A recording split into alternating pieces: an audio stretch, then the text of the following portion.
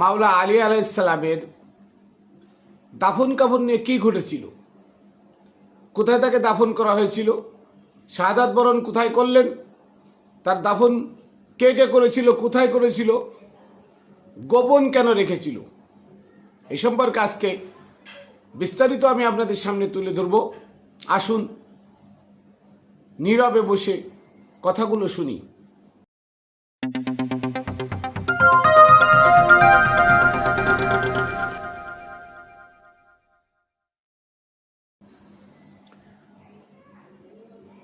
আলহামদুলিল্লাহি রাব্বিল আলামিন, আসসালাতু ওয়াসসালামু আলা সাইয়্যিদিল মুরসালিন ও আলিহি আজমাইন।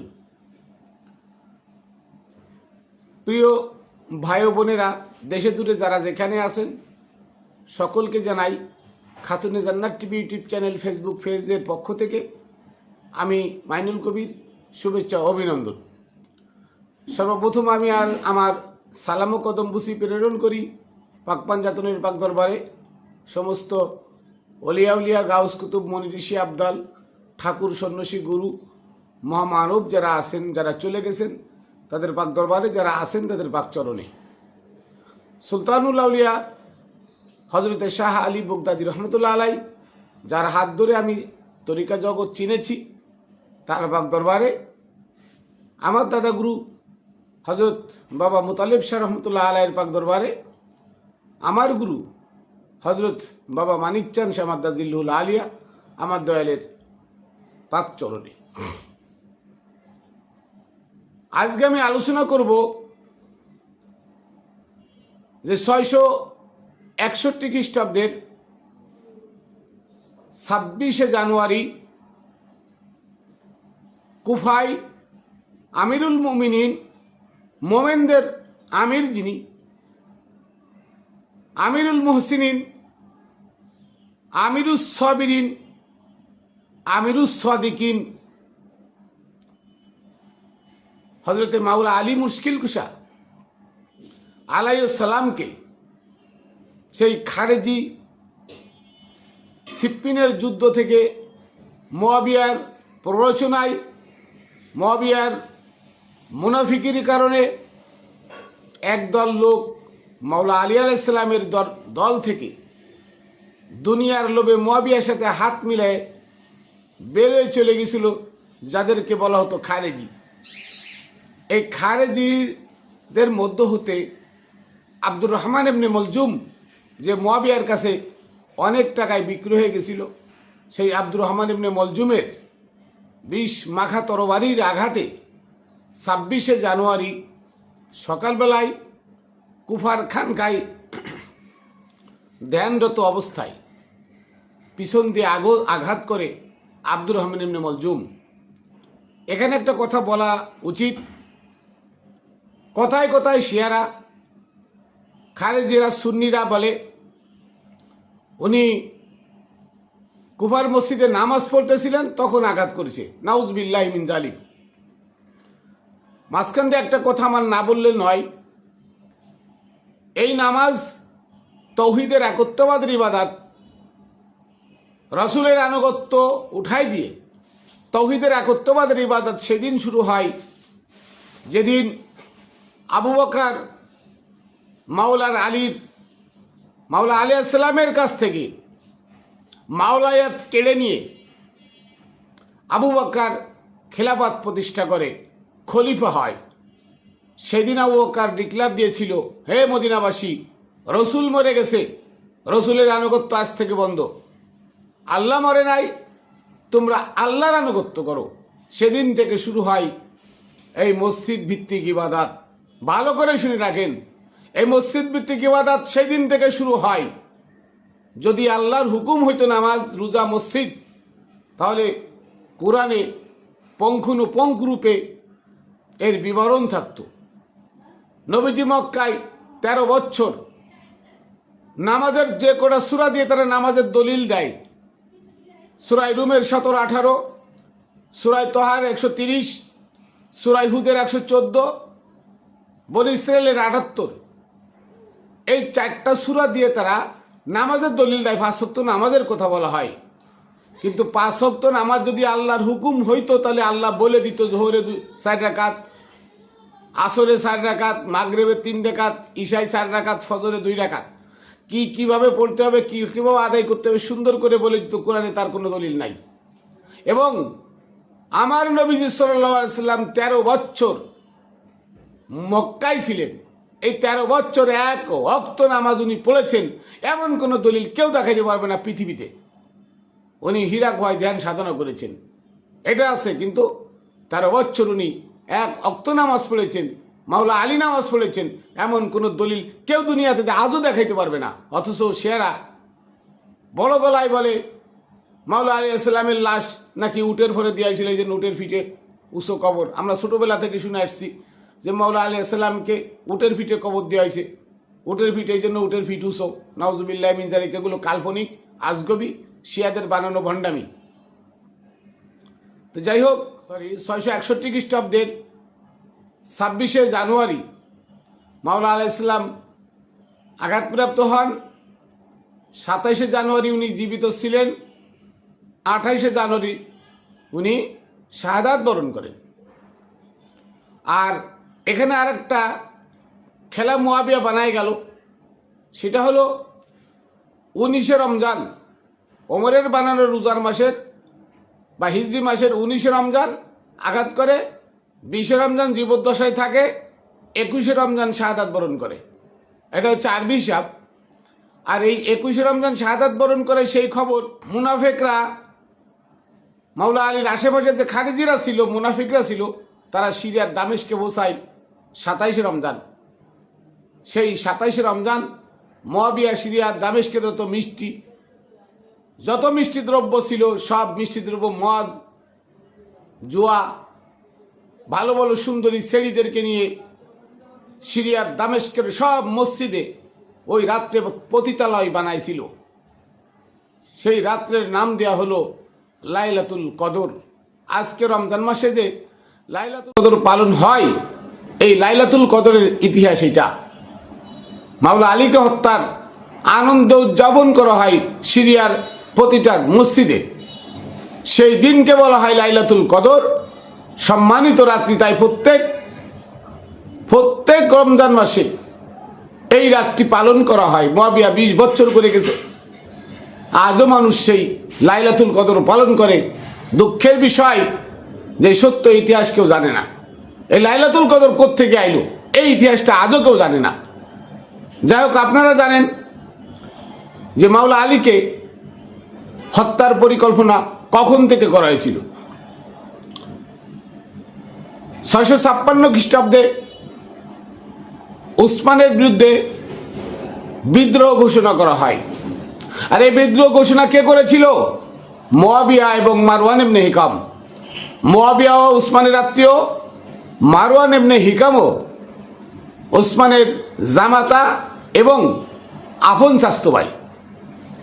এই মারওয়ান ইবনে হিকাম এবং মুয়াবিয়া তারা ছিল মুনাফিক, শুরু থেকেই মুনাফিক।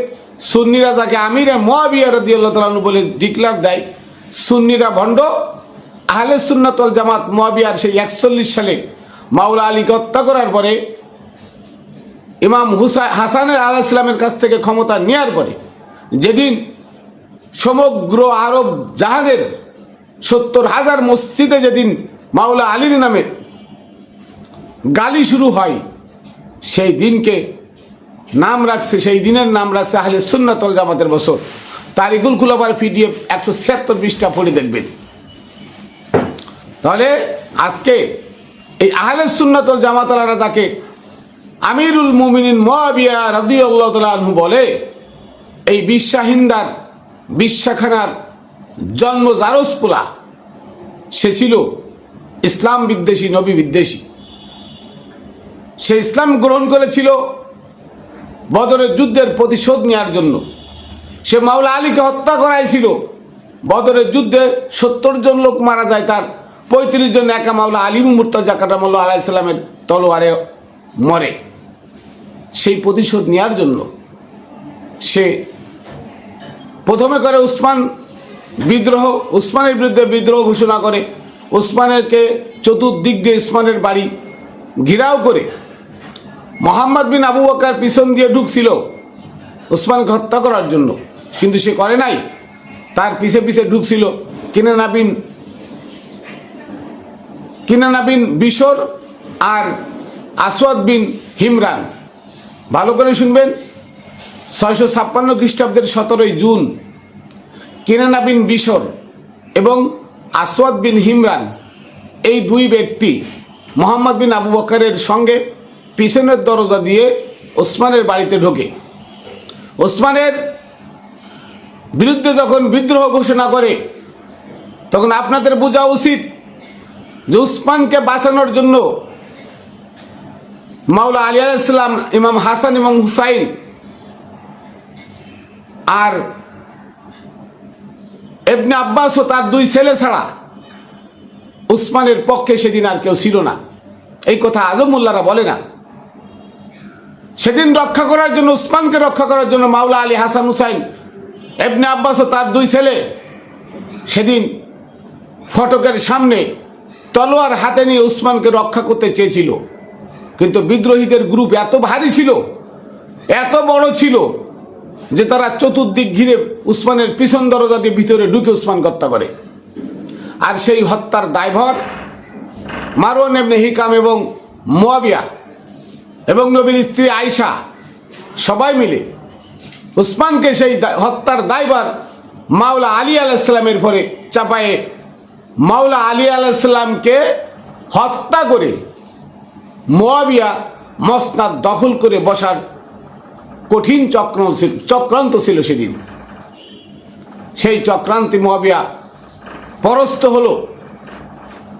সেই চক্রান্তে বিদ্রোহীরাও সাক্ষী দিল যে আলী ও তার দুই ছেলে, ইবনে আব্বাস ও তার দুই ছেলে, এই 6 জন মানুষ উসমানের বাড়ির ফটকে ছিল, তারা উসমানকে হত্যা করে নাই। উসমানকে যারা হত্যা করেছে পিছন দরজা দিয়ে কিনানা বিন বিশর আর আসওয়াদ ইবনে হিমরান, এই দুইজন উসমানকে হত্যা করেছে। তারা কার লোক? প্রমাণ হলো তারা মুয়াবিয়া এবং মারওয়ান ইবনে হিকামের লোক। তারা কি করলো? আয়েশাকে বিদ্রোহের মধ্যে জড়ালো। নবীর স্ত্রী আয়েশা মুয়াবিয়ার সাথে হাত মিলালো। হাত মিলায় মাওলা আলী আলাইহিস সালামের সাথে জঙ্গে জামাল মুয়াবিয়া চক্রান্ত করে জঙ্গে জামাল আয়েশার সাথে মাওলা আলীর সাথে জঙ্গে জামাল যুদ্ধ লাগিয়ে দিল। সেখানে অনেক লোক, মাওলা আলীর পক্ষের অনেক লোক এবং আয়েশার পক্ষেরও অনেক লোক মারা গেল। মূলত এই জঙ্গে জামাল মুয়াবিয়া লাগাই দিছিল বিদ্রোহ সৃষ্টি করার জন্য।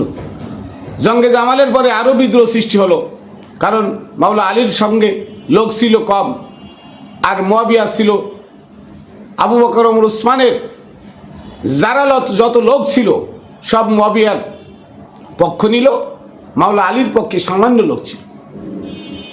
এভাবে সিপ্পিনের যুদ্ধ হয়।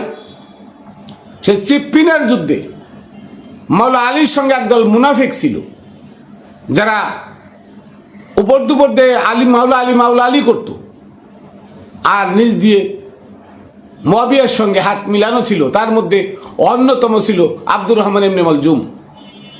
সিপ্পিনের যুদ্ধে আম্মার বিন ইয়াসির হত্যা হলো, শহীদ হলেন।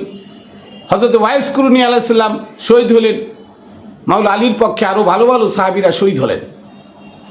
সেদিন যখন নিশ্চিত পরাজয় মুয়াবিয়া মেনে নিল, নিশ্চিত পরাজয়, আমার এখন আর জিতার কোনো পথ নাই, তখন মুয়াবিয়া চক্রান্ত করে উসমানের এলাকায় সেই চামড়ার পরে কোরআন বর্ষার মাথায় উঠায়ে মুয়াবিয়া উঁচু করে বলল যে আমরা কোরআন মানি, কোরআনের বিপক্ষে আমরা যুদ্ধ করব না, কোরআন যে ফয়সালা দেয় ফয়সালা মেনে নেব।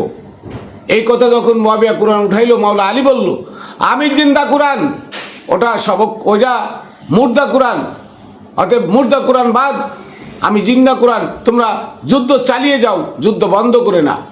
সেদিন আব্দুর রহমানের মলজুমের নেতৃত্বে মাওলা আলীর পক্ষ থেকে মুয়াবিয়ার একদল দালাল ছিল, গুপ্তচর, তারা মাওলা আলীর থেকে খারিজ হয়ে গেল। তারা গোপনে মুয়াবিয়ার সাথে হাত মিলালো। তারা মুনাফিক, মুয়াবিয়ার সাথে ওপেন যায় না, মাওলা আলীর সাথেও ওপেন আসে না। এরা ছিল খারেজি। আজকে যে খারিজি মাদ্রাসা বলে, কওমি মাদ্রাসা বলে, এই কওমি মাদ্রাসা খারিজি মাদ্রাসা দ্বিতীয় মানে মারওয়ান ইবনে হিকাম, এই মারওয়ান ইবনে হিকাম যখন মসনাদে বসে তখন এই মারওয়ান ইবনে হিকাম সেই কী করে এই খারিজি মাদ্রাসা প্রতিষ্ঠা করে যায়। এই খারিজি মাদ্রাসা প্রতিষ্ঠা করে যারা মাওলা আলী থেকে খারিজ হয়ে গেছিল সেই গোষ্ঠীরা এনে মাদ্রাসার শিক্ষক বানায়। তাই এর নাম হয়েছে, মাদ্রাসার নাম হয়েছে খারিজি মাদ্রাসা, কওমি মাদ্রাসা। ভালো করে বুঝেন, কওমি মাদ্রাসা বা খারিজি মাদ্রাসা। তো যাই হোক, এই আব্দুর রহমান ইবনে মালজুম সেদিন মাওলা আলী আলাইহিস সালামকে হত্যা করার পরিকল্পনায় আবদ্ধ মুয়াবিয়ার সাথে হাত মিলালো এবং মুয়াবিয়া তাকে হাজার হাজার স্বর্ণ মুদ্রা পুরস্কার দিয়ে তাকে লালিত পালিত করলো। যে কোরআনের বিরুদ্ধে মাওলা আলী যুদ্ধ করতে বলেছে, মাওলা আলী কাফের হয়ে গেছে, তাকে হত্যা করতে বললে জান্নাত নিশ্চিত। তাই এই নাফরমান আব্দুর রহমান ইবনে মালজুম সে কী করলো, মাওলা আলীর বিপক্ষে মাওলা আলীকে হত্যা করার জন্য কঠিন প্রতিজ্ঞাবদ্ধ হয়ে গেল মুয়াবিয়ার কাছ থেকে টাকা খেয়ে।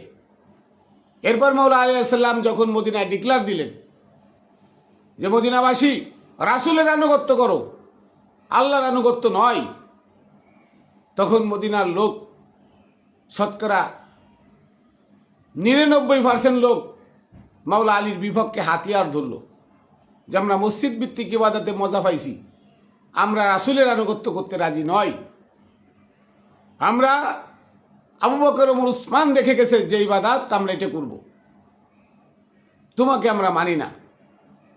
এই বিদ্রোহ ঘোষণা হলে মাওলা আলীর সামান্য কিছু প্রেমিক ছিল যারা মাওলা আলীর পক্ষে ছিল, তাদেরকে নিয়ে মাওলা আলী মদিনা ত্যাগ করে চলে গেলেন কুফায়। সত্য কথা বলতে গেলে পিছনের কিছু কথা টেনে আনতে হয়, তাই আনলাম। আজকে শিয়ারা বলে নাই কথা, আজকে তারা আলী আলী করে, আলীর মাওলায়াত মানে না, রিসালাত মানে না, আলীর বিলায়াত মানে না, আলী যে আধ্যাত্মবাদের গুরু ছিল সেটা তারা মানে না, তারা আধ্যাত্মবাদ মানে না, তারা কুরআনও মানে না।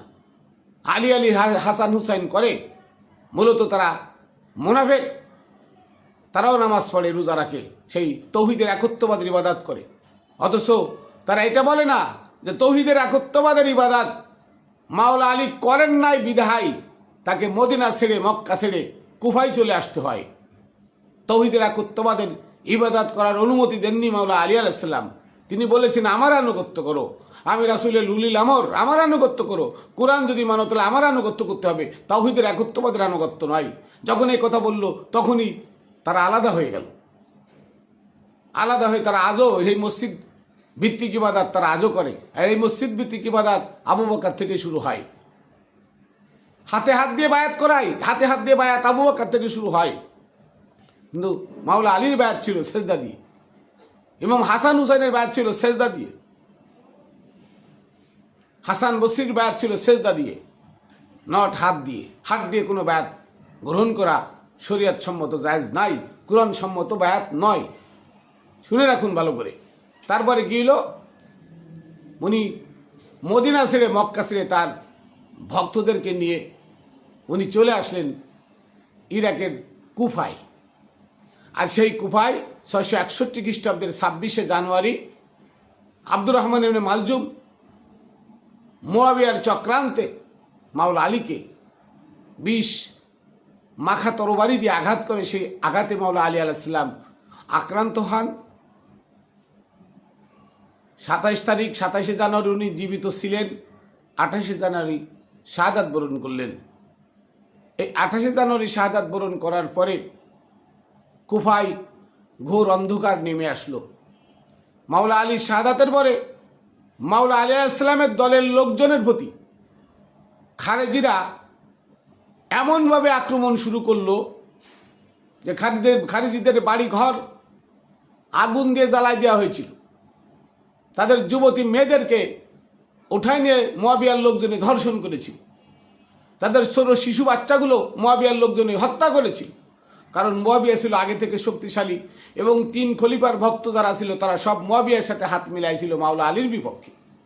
তাই সেদিন কুফায় যদি মাওলা আলাইহিস সালামকে দাফন কাফন করা হইতো, তাহলে মাওলা আলাইহিস সালামের লাশ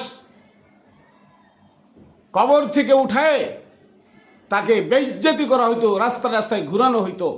ইমাম হুসাইনের মাথা যেমন ঘুরানো হয়েছিল, মুয়াবিয়া এটা চেয়েছিল।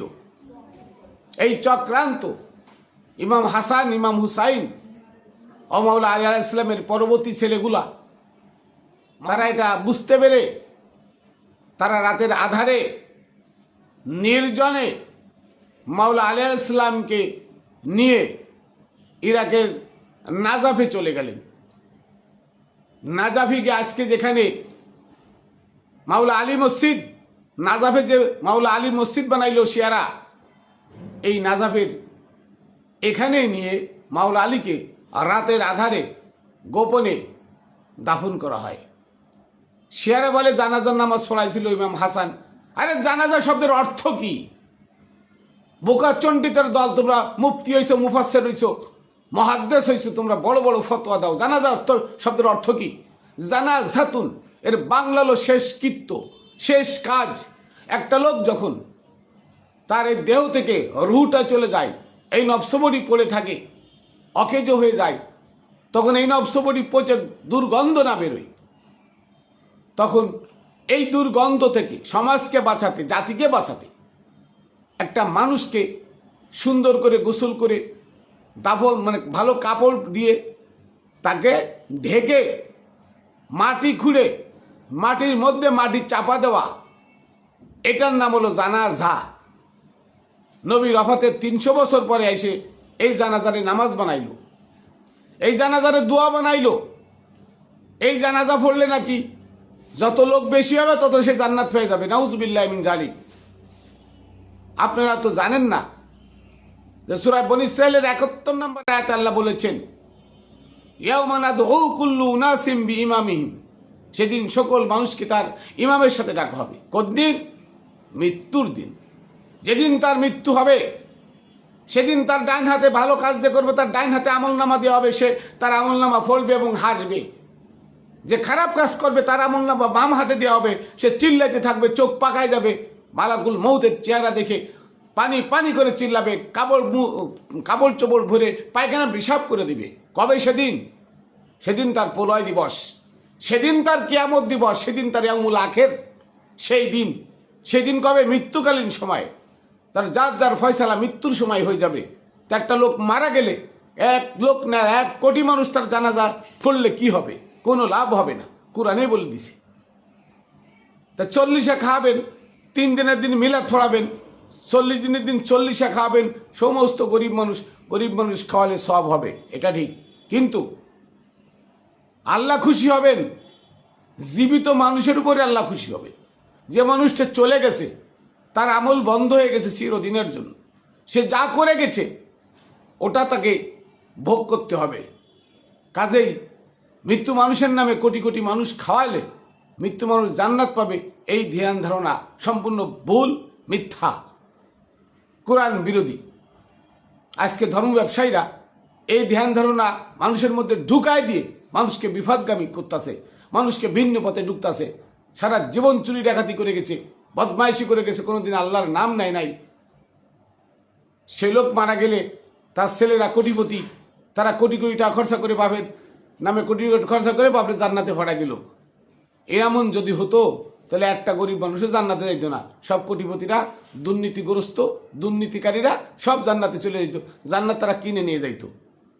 আল্লাহর বিচার এদিক ওদিক হয় না। আল্লাহ বলছেন আমার বিচারের কিঞ্চিত এদিক ওদিক পাবে না, সঠিক বিচার করব। যখন একটা মানুষ মরে যায় তখন ধনী গরিব আল্লাহর কাছে তার কোনো বিচার নাই। আল্লাহর কাছে বিচার তুমি কি করেছো, ভালো কাজ করেছো না মন্দ কাজ করেছো, দুইটা পথ তার জন্য খোলা। তুমি ভালো কাজ করলে ভালো ফল পাবে, মন্দ কাজ করলে মন্দ ফল পাবে।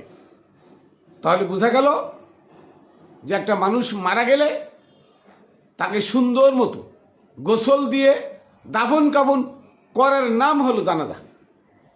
আর আজকে জানাজা নামাজ আল্লাহু আকবার 4 তাকবীর দিয়ে দোয়া দুরুদ থোড়ে জানাজার নামাজে তো রুকু সেজদা আছে, তো জানাজার নামাজে রুকু সেজদা নাই কেন? এটাও তো ফরজে কিফায়া। এই ফরজে কিফায়া তো কোরআনে থাকার কথা। কোরআনে কি জানাজার কোন খবর আছে? না, এটা আপনারা কই পাইলেন? কোরআন বিরোধী কথা কোথায় পাইলেন? তাহলে আজকে বোঝা গেল সত্যটা আমাদের কাছে গোপন করা হয়েছে। শিয়ারা তাদের বইতে লিখছে মাওলানা আলী আসসালামকে উটের পিঠে ছেড়ে দেওয়া হয়েছে, তাই উটের পিঠে বড় উঁচু জায়গা, উঁচু কবর, উটের পিঠে আলীর কবর। সারা জীবন এটা আমরা ফুতির কিতাবে শুনে আসছি। এটা বোয়া এবং মিথ্যা এবং কাল্পনিক। মাওলানা আলী আলাইসাল্লামকে কুফাতে যদি দাফন করা হতো, তার লাশ ওই মুয়াবিয়া উঠায়ে রাস্তায় ঘুরায় অপমান অপদস্থ করত। তাই ইমাম হাসান আলাইসাল্লাম, হোসেন আলাইসাল্লাম, তার আরও যে সন্তান ছিল মাওলানা আলীর পরে, এবং মোহাম্মদ বিন আবু বকর, তারা কি করিত না, তখন মোহাম্মদ বিন আবু বকর ছিল না, সরি, মানে যারা ছিল মাওলানা আলীর পক্ষে, ইবনে আব্বাসের দুই ছেলে ইবনে আব্বাস, তারা মাওলানা আলী আলাইসাল্লামকে রাতের আধারে ইরাকের কুফা থেকে নাজাফ নিয়ে গেল, অদূরে আর একটা প্রদেশ, সেখানে নাজাফে নিয়ে সেখানে রাত্রির আধারে গোপন রাখা হয়। পরবর্তী ওমর ইবনে আব্দুল আজিজের সময় নাজাফের মাওলানা আলীর সেই রওজা শনাক্ত করে সেখানে মাওলানা আলীর রওজা বানায় দেওয়া হয়। এই ওমর ইবনে আব্দুল আজিজ উনি আব্বাসীয়দের থেকে ছিল, উমাইয়াদের থেকে ছিল, কিন্তু উনি পাক পাঞ্জাতনের প্রেমিক ছিলেন। তাই বাগে ফাদাক উনি নবীর বংশধরকে ফিরিয়ে দিয়েছিলেন তার শাসন আমলে, এবং মাওলানা আলীর রওজা উনি প্রথম সংস্কার করেছিলেন, শনাক্ত করেছিলেন। তাকে তার ভাইরা হত্যা করে তারপরে আব্বাসীয়রা তা নিয়ে যায় উমাইদের কাছ থেকে। এই হচ্ছে মাওলানা আলীর দাফন কাফনের গোপন কিছু কথা। তাহলে বোঝা গেল যে মাওলানা আলীর দাফন কাফন রাতের আধারে গোপনে হয়েছিল কুফায় নয়, নাজাফে। আর কুফাতে দিলে মুয়াবিয়া ও তার দলবলের লোকজন এত বড় চক্রান্ত ওখানে করেছিল যে মাওলানা আলীকে তারা অনেক খুঁজেছে কোথায় তাকে দাফন করা হয়েছে। পাইলে তার লাশটা উঠায় তারা বেইজ্জতি করতো, দাঁড়ে ঘুরাইতো। এমন আছে হয়তোবা তাকে শুলে দিয়ে রোদে শুকানো হতো, কিন্তু আল্লাহ হেফাজত করেছেন তার বেলায়েতের সম্রাট, যিনি মুমিনদের অভিভাবক, যিনি রসুলের উলিল আমর, তাকে আল্লাহ সম্মান করেছেন, তাকে ভালোবেসে তাকে গোপন রেখেছিলেন সেই বেইজ্জতি থেকে। এটাই আল্লাহর রহমত, এটাই আল্লাহর কুদরত। তো যাই হোক, আমি আমার সংক্ষিপ্ত কথা এখানে আপনাদের সামনে তুলে ধরলাম। আশা করি এর ভিতরে আপনারা অনেকটা সত্য, নিহিত সত্যগুলো পাইবেন, সত্যগুলো বুঝবেন। এই সত্যগুলো আঁকড়ে ধরলেই আহলে বায়াতের প্রেমিক হতে পারবেন, পাক পাঞ্জাতনের প্রেমিক হতে পারবেন। আর পাক পাঞ্জাতনের প্রেমিক হতে গেলে পূর্ব শর্ত হলো কামেল গুরুর কাছে গিয়ে আত্মসমর্পণ করা। আর কামেল গুরু ছাড়া পাক পাঞ্জাতনের প্রেম আপনার অন্তর ধারণ করতে পারবেন না। শয়তান আপনাকে ধোঁকা দিয়ে ভিন্ন পথে নিয়ে যাবে, ভিন্ন মতলম্বিকদের সাথে আপনাকে ঘুরাবে, আপনার এহকাল পরকাল দুই কালই হারাবেন। যাই হোক, আমি আমার সংক্ষিপ্ত কথা এখানে শেষ করছি। আবার দেখা হবে অন্য ভিডিওতে অন্য কথা নিয়ে। আমি আমার শেষ সালাম ও কদমবুসি পাক পাঞ্জাতনের পাক দরবারে রেখে, সমস্ত অলিয়া গাউস কুতুবের পাক দরবারে রেখে, আমার গুরু হযরত মানিক চাঁদ শাহ তাজিলুল্লাহ আলিয়া তার পাক কদমে রেখে এখানে শেষ করছি। আল্লাহ হাফেজ। আবার দেখা হবে অন্য ভিডিওতে। জয় গুরু।